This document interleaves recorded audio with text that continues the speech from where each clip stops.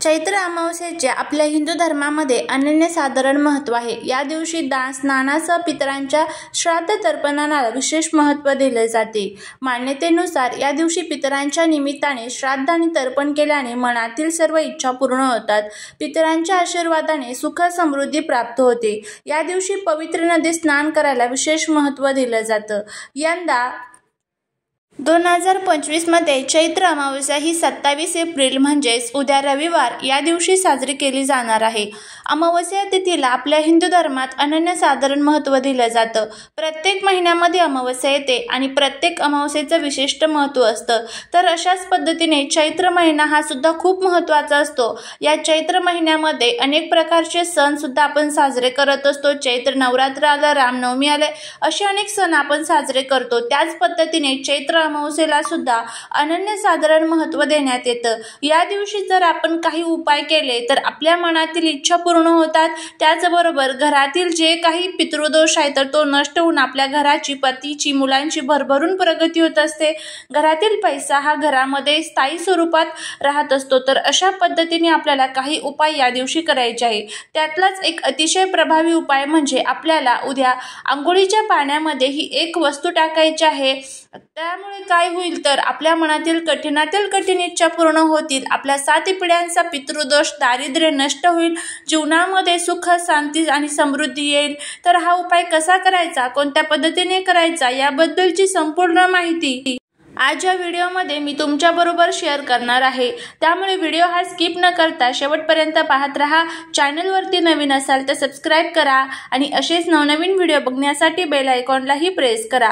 पितृदोषापासून मुक्तता मिळवण्यासाठी हा दिवस अत्यंत शुभ मानला जातो। असे मानले जाते की जर पूजा आणि उपाय योग्य पद्धतीने केले तर जीवनात सुख, शांती आणि समृद्धी येते। हिंदू धर्माच्या शास्त्रामध्ये आणि ग्रंथांमध्ये सांगितलेल्या अशा काही 5 सोप्या आणि प्रभावी उपायांबद्दल आपण आज या व्हिडिओमध्ये जाणून घेणार आहोत।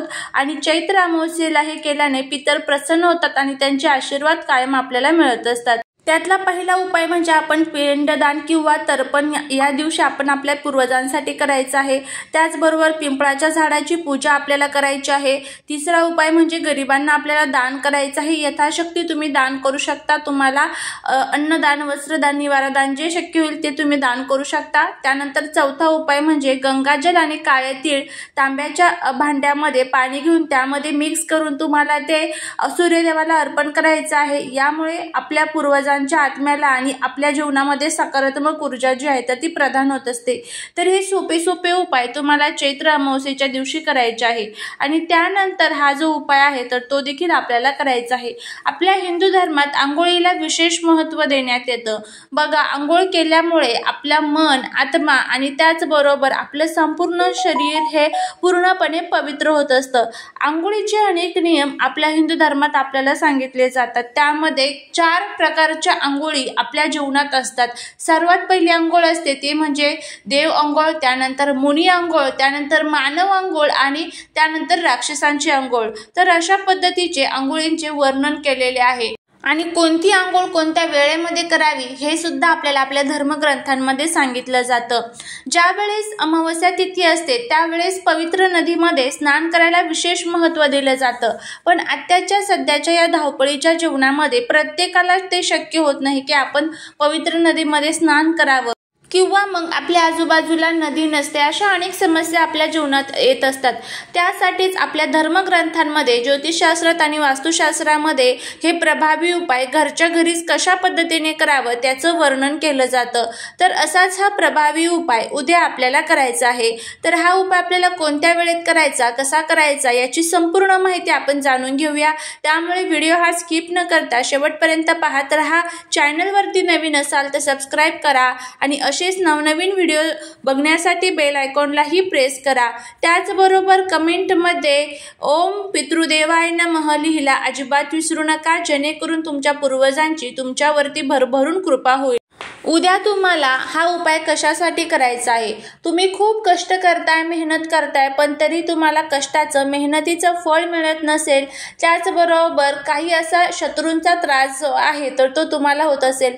लोकांच्या मनामध्ये आपल्याबद्दल काय भावना आहे हे कोणीच सांगू शकत नाही. त्यामुळे तो जो काही शत्रू आहे तो आपल्याला माहीत असेल किंवा माहीत नसेल, पण त्याची नजर ही आपल्या घराला, घरातील व्यक्तींना, मुलाबाळांना लागते. त्यामुळे घरामध्ये भांडण, कटकट, वादविवाद होतात.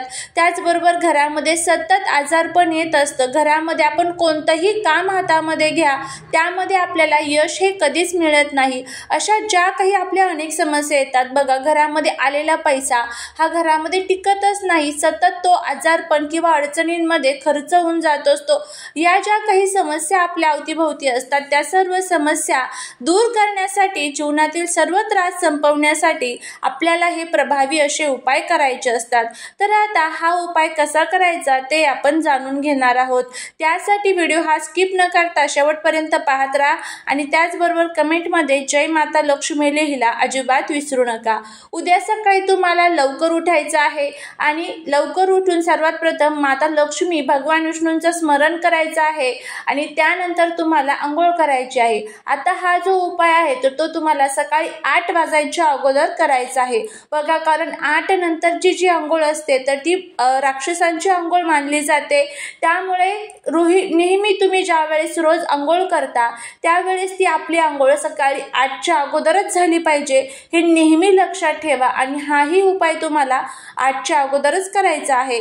सकाळी ब्रह्ममुहूर्तामध्ये केला, अगदी 5 ते 6च्या कालावधीमध्ये तर अतिशय उत्तम, पण नाही शक्य इतक्या लवकर करणं तर तुम्ही सकाळी 8 पर्यंत तुम्ही हा उपाय करू शकता. त्यानंतर बघा काय करायचं आहे, तुम्ही गार गरम कोणतंही पाणी अंघोळीसाठी घेऊ शकता, काहीच अडचण नाही. तर तुम्हाला थोडेसे जिरे, थोडीशी बडीशोप जी आहे तर ती त्याची तुम्हाला पेस्ट तयार करून घ्यायची आहे. म्हणजे काय तर त्याची पावडर तयार करून घ्यायची आहे. ती तुम्ही मिक्सरमध्ये बारीक केली तरीही चालेल. त्यानंतर एक मग्गाभर पाणी तुम्हाला घ्यायचं आहे. त्यामध्ये हे तुम्हाला जिरे आणि जे बडीशोप आहे तर त्याची ती पावडर टाकायची आहे. 1 चमचाभर तुम्ही टाकू शकता. थोडंसं गंगाजल टाकायचं आहे, थोडेसे काळे तेल टाकायचे आहे आणि ह्या वस्तू तुम्हाला घ्यायच्या आहेत. त्यानंतर आता हे आपलं पाणी जे आहे तर ते तयार झालेलं आहे.